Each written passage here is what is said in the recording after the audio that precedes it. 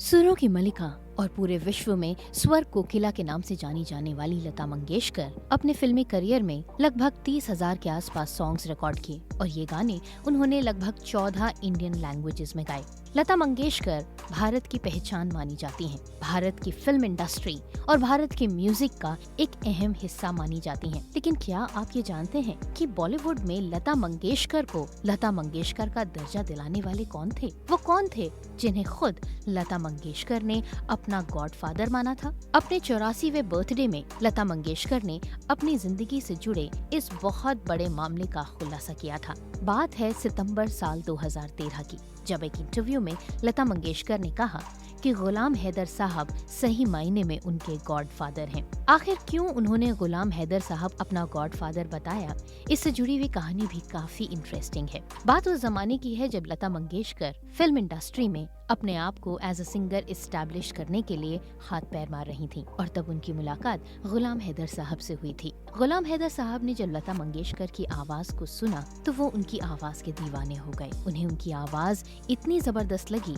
कि उनका कॉन्फिडेंस इतना मजबूत हो गया कि उन्हें ये समझते देर नहीं लगी कि ये लता ही है जिसकी आवाज आज से कुछ सालों बाद इस पूरी दुनिया को अपना कायल बना देगी। ये गुलाम हैदर साहब का कॉन्फिडेंस ही था कि उन्होंने लता मंगेशकर को एक बहुत बड़े प्रोजेक्ट में एज अ सिंगर इंट्रोड्यूस करवाया। Lata Mangeshkar already film industry में रिजेक्ट हो गई थी और इसके पीछे कारण था उनकी पतली आवाज। जबकि उस जमाने की जानी मानी सिंगर्स नूरजहां और शमशाद बेगम उस समय इंडस्ट्री में अपना बहुत बड़ा मुकाम बना चुकी थीं और उस जमाने में उन्हें रिप्लेस करना बहुत मुश्किल काम था। शमशाद बेगम और नूरजहां अपनी हेवी और नेजल वॉइसेस के लिए जानी जाती थीं और उस समय फिल्म इंडस्ट्री में कोई भी उनकी आवाज से कॉम्प्रोमाइज नहीं करना चाहता था। ऐसे में उस जमाने में लता मंगेशकर को अपनी जगह बनाने के लिए बहुत स्ट्रगल करना पड़ रहा था। वो जहाँ भी एज अ सिंगर अपने आप को पेश करती, वहाँ पर उन्हें रिजेक्ट कर दिया जाता, ये कहकर कि उनकी आवाज काफी पतली है। जब म्यूजिक की दुनिया में उन्हें अपना कोई फ्यूचर दिखाई नहीं दिया, तब उसी दौरान 1942 से लेकर 1948 तक उन्होंने लगभग 8 फिल्मों में, ये वो दौर था जब लता मंगेशकर के पिता पंडित दीनानाथ मंगेशकर का निधन हो गया था और उनका परिवार आर्थिक समस्याओं से जूझ रहा था। क्योंकि लता जी परिवार में बड़ी थीं, लिहाजा परिवार की पूरी जिम्मेदारी लता जी के कंधों पर आ गई और उन्हें कैसे भी करके अपने परिवार को संभालना था। लेकिन जब संगीत की दुनिया में दाल गलती हुई नजर नहीं आई तो लता मंगेशकर ने अपने करियर में एक्टिंग को पहले अपना लिया। शायद बहुत कम लोग ये जानते हैं कि जब लता मंगेशकर ने साल 1942 में अपना प्लेबैक सिंगिंग का डेब्यू किया था तो वो डेब्यू एक मराठी फिल्म कीर्ति हसाल के लिए था। ये वो पहला गाना था जो लता मंगेशकर ने एज अ सिंगर गाया था, लेकिन ये गाना कभी भी रिलीज नहीं हुआ। इसके पीछे कारण था इस गाने को फिल्म से काट दिया गया था। लता मंगेशकर का करियर एज अ सिंगर उस समय बुरी तरह से डूबा हुआ था, लेकिन जब गुलाम हैदर साहब ने अपना कॉन्फिडेंस लता मंगेशकर के ऊपर दिखाया, तब लता मंगेशकर का करियर एज अ सिंगर चमकने लगा। गुलाम हैदर उस जमाने के जाने माने म्यूजिक डायरेक्टर थे और एक बार वो उन्हें फिल्म प्रोड्यूसर एस मुखर्जी, जो कि उस जमाने के फिल्म प्रोडक्शन की दुनिया के जाने माने नाम थे, उनसे मिलवाने के लिए लता मंगेशकर को लेकर गए। जब लता ने गाना शुरू किया तो मुखर्जी साहब ने लता की आवाज को ये कहकर रिजेक्ट कर दिया कि लता की आवाज काफी पतली है। एस मुखर्जी के इन शब्दों को सुनकर गुलाम हैदर बहुत नाराज हुए। वो किसी भी कीमत पर लता मंगेशकर का एज अ सिंगर करियर शुरू करवाना चाहते थे। जब एस मुखर्जी से बात नहीं बनी तो गुलाम हैदर साहब ने खुद जाकर बॉम्बे टॉकीज जैसे बड़े बैनर को अप्रोच किया और उन्हें कन्विंस किया कि वो अपनी फिल्म में लता मंगेशकर से गाना गवाएं। बॉम्बे टॉकीज का नाम उस जमाने में एस मुखर्जी से काफी ऊपर था। बॉम्बे टॉकीज एक बैनर था, जबकि एस मुखर्जी एक फिल्म प्रोड्यूसर। गुलाम हैदर की मेहनत की वजह से ही लता मंगेशकर को 1948 में रिलीज हुई फिल्म मजबूर में गाना गाने का मौका मिला। फिल्मों में वो गाना जिसने लता मंगेशकर को सबसे पहले पहचान दिलवाई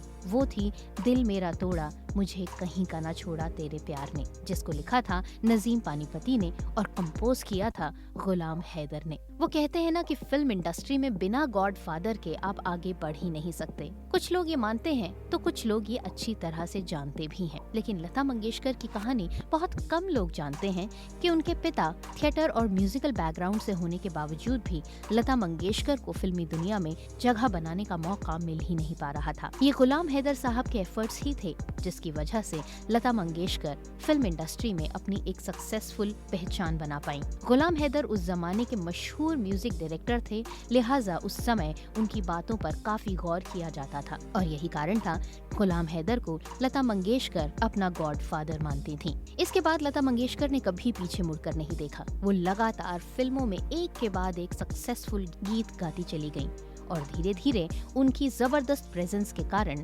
उस जमाने की जानी मानी और एस्टैब्लिश्ड सिंगर्स नूर जहां और शमशाद बेगम के नाम के ऊपर चढ़ के आ गया लता मंगेशकर का नाम। लेकिन लता मंगेशकर की जिंदगी में कंट्रोवर्सीज और उनकी जिंदगी में दुखांत घटनाओं का आना जाना लगा ही रहा। बात उस जमाने की है जब लता मंगेशकर 33 साल की थी, अपने करियर में एक्सट्रीमली सक्सेसफुल थी। लेकिन जब आप सक्सेसफुल होते हैं तो कहीं न कहीं आपके वेलविशर्स के साथ साथ कुछ ऐसे लोग भी पे बैठे रहते हैं जो आपकी सक्सेस से जलते हैं। शायद यही वजह थी कि 33 साल की उम्र में उन्हें जहर दे दिया गया था। ये खबर बहुत ज्यादा लोगों को नहीं पता है, लेकिन ये लता मंगेशकर की जिंदगी से जुड़ा हुआ एक ऐसा कड़वा सच है जिसकी वजह से लता मंगेशकर अपने फिल्मी करियर में पूरे 3 महीने तक गाना नहीं गा पाईं।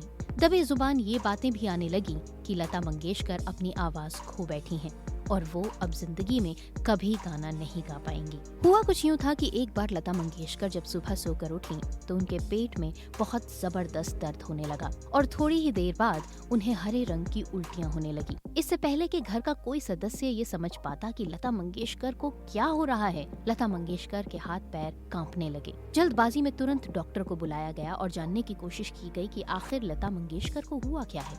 जब डॉक्टर ने चेकअप किया और उनके कुछ टेस्ट करवाए तब जाके पता चला कि किसी ने लता मंगेशकर को खाने में जहर दिया है। इसके बाद लता मंगेशकर का इलाज शुरू होने लगा। लता मंगेशकर की हालत इतनी ज्यादा खराब हुई कि वो अपने पैरों पर खड़ी भी नहीं हो पा रही थीं। गाने की इच्छाएं और तमन्नाएं तो उनके मन में बहुत थी, लेकिन उनकी तबीयत उनका साथ नहीं दे रही थी। उस जमाने के मशहूर शायर और लिरिसिस्ट मजरू सुल्तानपुरी उस समय लता मंगेशकर की ताकत बनकर सामने आए। मजरू सुल्तानपुरी को जब लता के साथ हुए इस हादसे के बारे में पता चला तो वो बेहद उदास हो गए। लता मंगेशकर के साथ वो कई सारी कोलैबोरेशंस का हिस्सा थे और लता मंगेशकर को काफी पसंद भी किया करते थे। लता की ये हालत उनसे देखी नहीं गई, लिहाजा अपने काफी बिजी शेड्यूल के बावजूद भी लगभग रोज मजरू सुल्तानपुरी उनसे मिलने के लिए उनके घर आते थे। उनके लिए बना हुआ खाना उनके साथ बैठकर शेयर करते थे और इस वजह से ये बातें भी होने लगी कि मजरू सुल्तानपुरी लता मंगेशकर के साथ बैठकर खाना इसलिए खाते हैं क्योंकि वो लता को खाना देने से पहले खुद वो खाना खाकर ये चेक करना चाहते हैं कि कहीं इसमें जहर तो नहीं है। तफ्तीश के बाद पता चला कि लता मंगेशकर के घर में काम करने वाला रसोइया इस पूरे मामले में इन्वॉल्व था। इस बारे में जब लता मंगेशकर से पूछा गया तो उन्होंने बताया कि वो जान गए हैं कि वो शख्स कौन है जिसने उन्हें जहर दिया है, लेकिन क्योंकि उनके पास पुख्ता सबूत नहीं है लिहाजा उन्होंने इस मामले को ज्यादा तवज्जो नहीं दी। बात लता मंगेशकर के घर के रसोइये के ऊपर इसलिए आई क्योंकि लता मंगेशकर की तबीयत बिगड़ने के बाद से वो रसोइया उनके घर से गायब हो गया। लता मंगेशकर अपनी उस बुरी स्थिति से धीरे धीरे उबर रही थीं और फिर एक दिन मशहूर म्यूजिक डायरेक्टर हेमंत कुमार लता मंगेशकर के घर आए। वो चाहते थे कि लता उनकी फिल्म में एक गाना गाएं, लिहाजा वो लता मंगेशकर की मां से इजाजत लेकर लता को एक गाने के लिए लेके गए। तबीयत ठीक होने के बाद लता मंगेशकर ने जो पहला गाना गाया था वो था कहीं दीप जले कहीं दिल। हेमंत कुमार के संगीत निर्देशन में बने इस गाने को जब लता मंगेशकर ने गाया तो ये गाना बहुत ही सुपर डुपर हिट रहा। हेमंत कुमार लता की मां से ये वादा करके लता मंगेशकर को लेकर गए थे कि अगर रिकॉर्डिंग के दौरान लता को जरा भी दिक्कत होगी तो वो लता को वापस ले आएंगे। लेकिन ईश्वर की रजामंदी से लता मंगेशकर का वो गाना बहुत ही अच्छे से रिकॉर्ड हुआ और लता मंगेशकर को रिकॉर्डिंग में कोई परेशानी भी नहीं हुई। इसके बाद लता मंगेशकर एक बार फिर से गानों की रिकॉर्डिंग में व्यस्त हो गयी। अपने फिल्मी करियर के दौरान लता मंगेशकर का नाम कई सारे इंडस्ट्री के लोगों के साथ जुड़ा और लता मंगेशकर के लव अफेयर्स की खबरें भी उस समय मैगजीन्स में छपा करती थीं। लता मंगेशकर के लव अफेयर्स के बारे में अगर बात करें तो एक बार उनका नाम मशहूर म्यूजिशियन भूपेन हजारिका के साथ भी जुड़ा था। भूपेन हजारिका की पत्नी प्रियमवदा पटेल हजारिका ने एक इंटरव्यू में दी। भूपेन हजारिका का नाम राज सिंह डूंगापुर के साथ भी जुड़ा, जो कि एक रॉयल फैमिली से थे। ऐसा माना जाता है कि ये दोनों मुंबई में अक्सर एक दूसरे से मिला करते थे, लेकिन ये दोनों ही काफी डिफरेंट बैकग्राउंड से थे और राज सिंह डूंगापुर ने अपने परिवार से ये वादा किया था कि वो किसी राजसी खानदान की लड़की से ही शादी करेंगे। लेकिन शायद ये दोनों का एक दूसरे के प्रति प्यार ही था कि राज सिंह डूंगापुर ने कभी भी शादी नहीं की और लता मंगेशकर भी हमेशा अनमैरिड ही रहीं। तो ये था हमारा आज का वीडियो, जिसमें हमने स्वर कोकिला लता मंगेशकर की जिंदगी से जुड़े हुए कुछ ऐसे राजों पर से पर्दा उठाया जिन्हें शायद आप अभी तक नहीं जानते होंगे। वीडियो अच्छा लगा हो तो इसे ज्यादा से ज्यादा शेयर कीजिए, चैनल को सब्सक्राइब कीजिए, पेज को लाइक कीजिए और उसी तरह से हमारे साथ जुड़ते चले जाइए। आज के इस वीडियो में बस इतना ही। अगले वीडियो के साथ बहुत जल्द होती है आपसे दोबारा मुलाकात। तब तक के लिए नमस्कार।